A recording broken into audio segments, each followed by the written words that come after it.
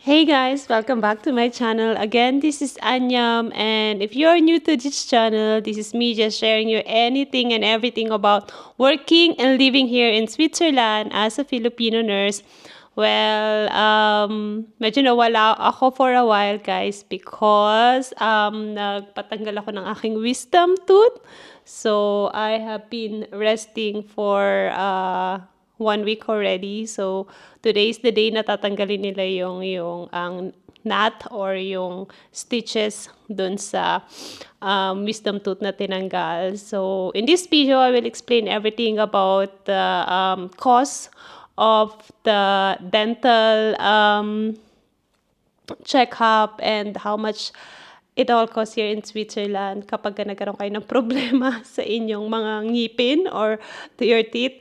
And also about the sick leave as well as your benefits working here in Switzerland. So, of course, I need to have a few days off or sick leave at work because I really need to rest it because namagalang siya ng mga parang 2 to 3 days. And ngayon, medyo, hindi na siya masyadong halata. And okay na nakapagsalita na ako ng normal, nakapagsalita na ako ng maayos.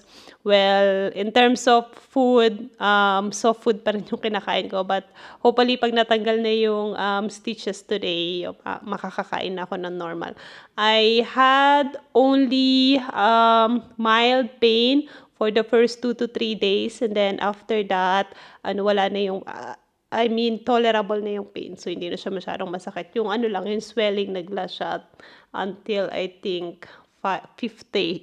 Yun, yung talagang swelling niya. Pero hindi naman yung talagang swell na swell. Normal swelling daw yun, sabi nung aking dental doctor. Anyway, yeah, I have an appointment and I'm going to leave in 10 minutes. So, guys, to those who don't understand Tagalog or don't understand some of you German words, hope you turn on your subtitles and just turn the caption on, and then, yeah, it will translate into your language. Anyway, so let's go, guys. Sama ko kayo.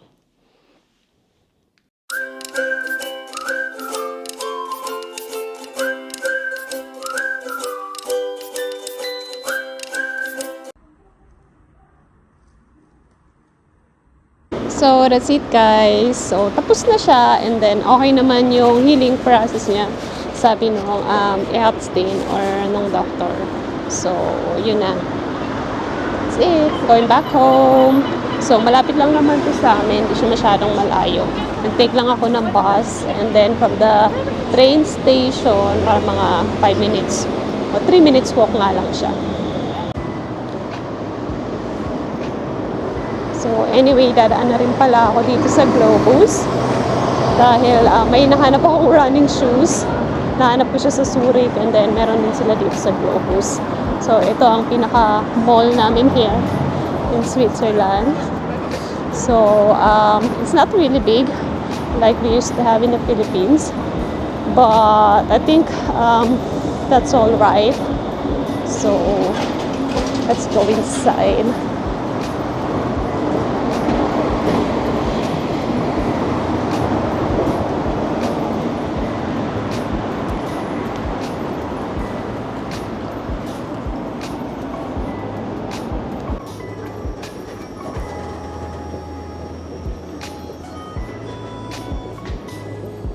So, there you go. Ito yung brand na hinahanap ko.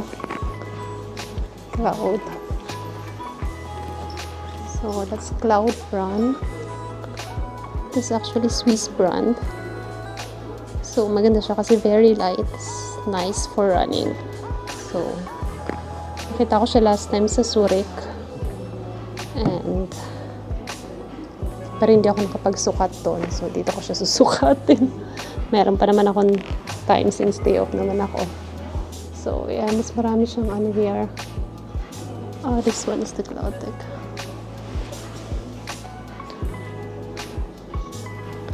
This one is really nice. Sobrang gaan niya as in. Hindi maganda yung review niya tsaka yung quality niya. So, this one costs 200. This one I also saw. Hello! This one's so nice. This one's 190. So, this one talaga yung hinahanap ko. Look at that. So chic. Tsaka maganda yung review nito eh. And sobrang gaan niya. This is 240. Yeah, 240. Same online yung price niya. Let's ask if they have the size. So yun, merong size ko. Let's try. So here, walang mga sales lady na nangungulit sa'yo. Ikaw yung lalapit sa kanila to ask the size. And then they will come back. Then sukat mo siya. So this is very cozy here. Ayun, nasukat ko na siya guys. But masikip yung 40 sa akin. So 40 is my usual size. But it's too small. And yeah, I will order it online na lang. At least now I know na 40 masikip. So mga 40.5 yung orderin ko. So hindi ko na nakunan yung pagsukat kasi nahiya ako dun sa nag-assist sa akin. Size please. Look at the price, eh. But that's 60%, guys. But it's nice quality. Nice robe. Robe siya, but 330 francs with 60% off. Nagpunta ako kasi sale eh. So, most of the products here are branded. So, mostly mga from 100 francs. Parang wala kang makikita na less than 100 francs here. But they have good quality though.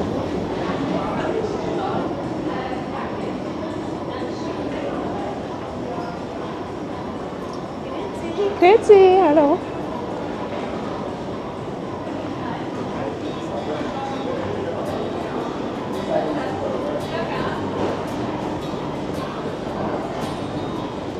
So, kapag nagtitipid ka, huwag kang mapupunta ng mall sa Switzerland.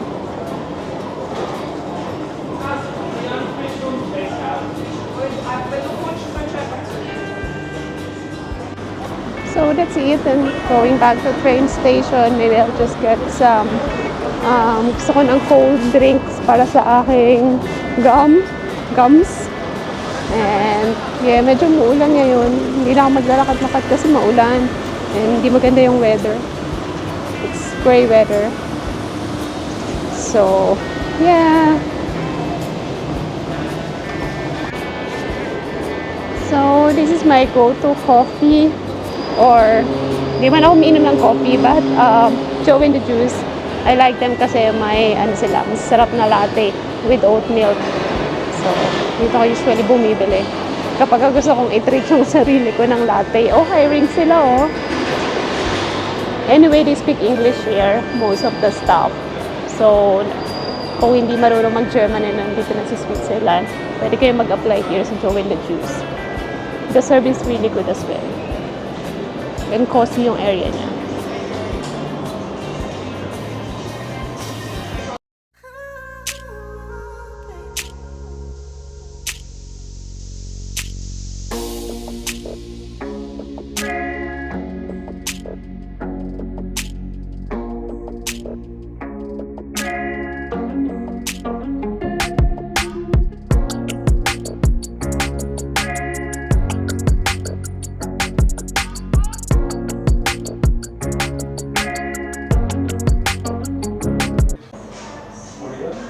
Diba? Ang ganda ng lighting dito. Pang podcast ang dating.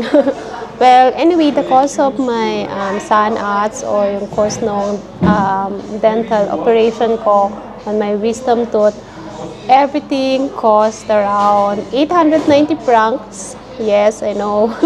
It's expensive. And it's only one tooth here. The one wisdom tooth. Kasi nakahilis siya. Hindi siya impacted but naka-slant siya. And matagal ko nang gustong patanggal yon. And actually, I was thinking if I can do that sa Philippines, which is cheaper or sa Germany, sa border ng Germany. But na-realize ko na syempre dito ako nakatira. So whatever happens, magkaroon man ng infection or anything else na hindi natin alam.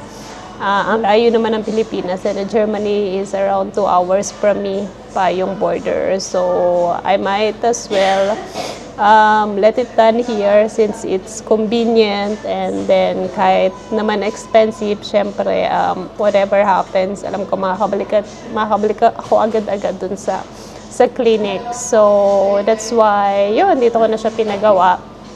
And also, hindi naman siya naging mabigat sa akin kasi pinag-ipunan ko yun monthly. I have a jar na nakasold on dental wisdom tooth operation. So, every month naglalagay ako doon ng mga parang 50, 100, yung pag may mga extra ako.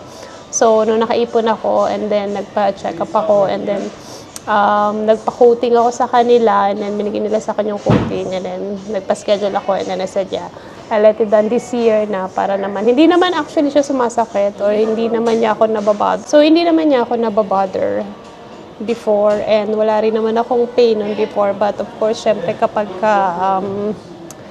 wisdom tooth, diba, very sensitive. So, magkakaroon ng risk talaga ng infection or pain in the long run. So, might as well talaga napatanggal na siya. So, ayun, napatanggal ko na siya. And napakagaling nung dentist na gumawa sa akin, professional talaga. At saka yung, tawag dito, yung location is very wise. Malapit lang sa akin.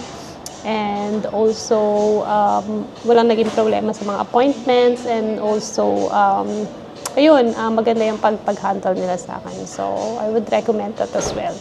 Yun, that's it, guys. So, actually, you can get an insurance as well for that.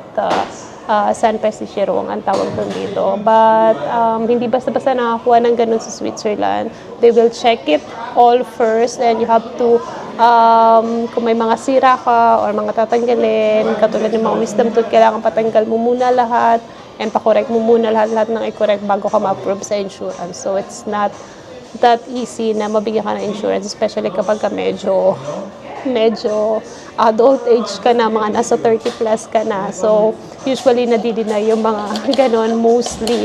So, hindi siya basta-basta tulad ng ibang country.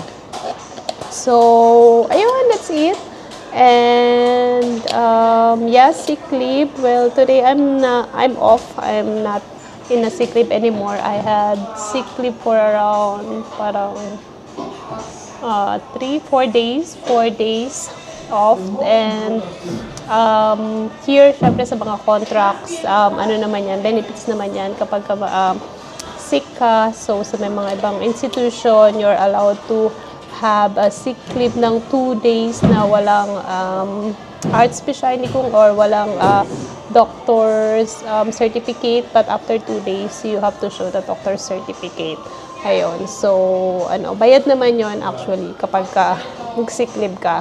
So, you don't have to be worried about that na kapag nagkasakit ka sa Switzerland. So, hindi ka babayaran. So, one of the benefits din yun. So, of course, syempre, hindi dapat inaabuso ang sick leave. I know, di ba? Pag sick ka, you can call a sick leave. It's your right. But, of course, hindi siya inaabuso, guys. And yan, kasi every month or anytime you want, you can call a sick leave if you want. And yun na 2 days, walang doctor certificate. And then after 2 days, well, most of the institution na, I don't know all, but mostly sa mga napasukan ko, ganon. And then after that, you have to give your doctor certificate. Yun nga. But of course, you have to be responsible for that. And yun nga sinasabi ko, hindi dapat inaabuso o na inaausnutsen ang pagsisick leave. Ngayon. So, malalobat na ako, guys. That's it for now. And thank you so much for being with me on this day, on this channel. Sa mga hindi pa nakapag-subscribe dyan, please like and subscribe. And you can comment as well, or you can give me any ideas, anything you want me to do, or any information that you need about working and living here in Switzerland. And again, thank you so much. And see you again, guys, for my next vlog. Thank you. Bye-bye. So, this one is really nice. This from Joe and the Juice. Danati yung name niya. So, this is not a sponsored video anyway. Anyway, thanks. Bye. Bye, guys. Ciao, merci, adieu.